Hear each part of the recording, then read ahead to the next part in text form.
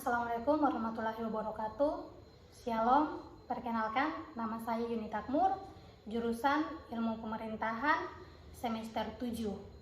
Baik, di sini saya akan memperkenalkan anggota kelompok saya, yaitu Papua Nikmur, Sari Rumere, Mersita Rumere, Rulan Rumasew, Nathan Korwa, Sona Rumbiat, Ever Sopacua, Riki Yafdas, Nixon Awek Dasem. Mata kuliah Pengembangan Masyarakat Kota dan Desa. Baik, di sini judul yang akan kami bawa yaitu Desa dan Kebudayaan Petani. Tugas ini guna untuk mengikuti ujian tengah semester. Desa dan Kebudayaan Petani. Desa merupakan satuan wilayah pemerintahan terkecil setelah kecamatan, kabupaten atau kota dalam suatu wilayah provinsi di Indonesia. Dengan demikian, desa terintegrasi dalam wilayah kecamatan, kabupaten kota, provinsi dalam negara kesatuan Republik Indonesia. Sebagai satuan pemerintahan terkecil, program-program pembangunan banyak difokuskan dalam satuan wilayah. Program pembangunan inilah yang pada akhirnya mendimensikan kehidupan masyarakat desa. Proses terbentuknya desa.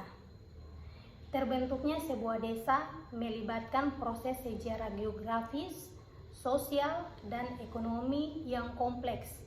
Proses terbentuknya desa dapat bervariasi di berbagai bagian dunia, tetapi ada beberapa tahapan umum yang dapat diidentifikasikan dalam proses tersebut.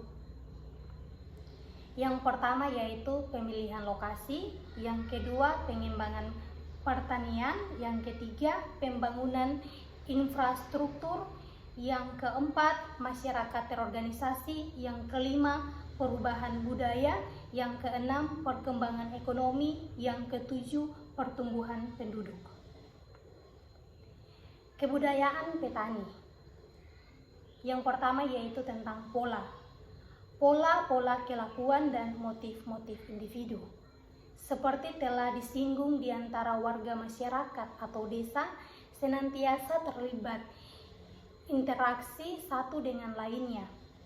Sesuai dengan ciri manusia sebagai makhluk sosial, wujud integrasi ini sesungguhnya tidak terjadi sebagai hasil kelakuan individu-individu yang hanya bersifat intuitif atau perasaan dan acak, melainkan ia dipandu oleh sistem atau nilai norma, atau dengan istilah yang lebih umum disebut budaya.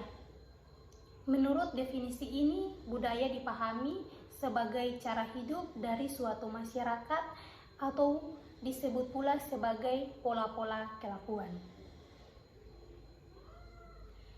Pola-pola kelakuan ini dalam kehidupan desa sering dipertukarkan dengan istilah lain yang disebut tradisi, budaya, atau adat istiadat. Menurut kerangka Kulkon dalam Koin Trajan Ningrat 1979, semua pola-pola kelakuan ini dalam semua kebudayaan di dunia ini pada dasarnya menyangkut 5 masalah pokok dalam kehidupan manusia. Kelima masalah pokok tersebut adalah mengenai hakikat hidup manusia, hakikat dan karya manusia, hakikat kedudukan manusia dalam ruang dan waktu, hakikat dan kedudukan manusia dengan alam sekitar, hakikat dan hubungan manusia dengan sesama manusia. Baik, kita masuk yang kedua yaitu ciri-ciri dasar kebudayaan dan masyarakat petani. Apa ciri-ciri yang mendasari kebudayaan dan masyarakat desa petani atau pertanian di Indonesia? Pertama-tama, sebagai masyarakat agraris, ia merupakan entitas masyarakat yang mampu memenuhi kebutuhan sendiri, khususnya dalam memenuhi kebutuhan pangan, papan, dan sebagian juga dalam kebutuhan sandang.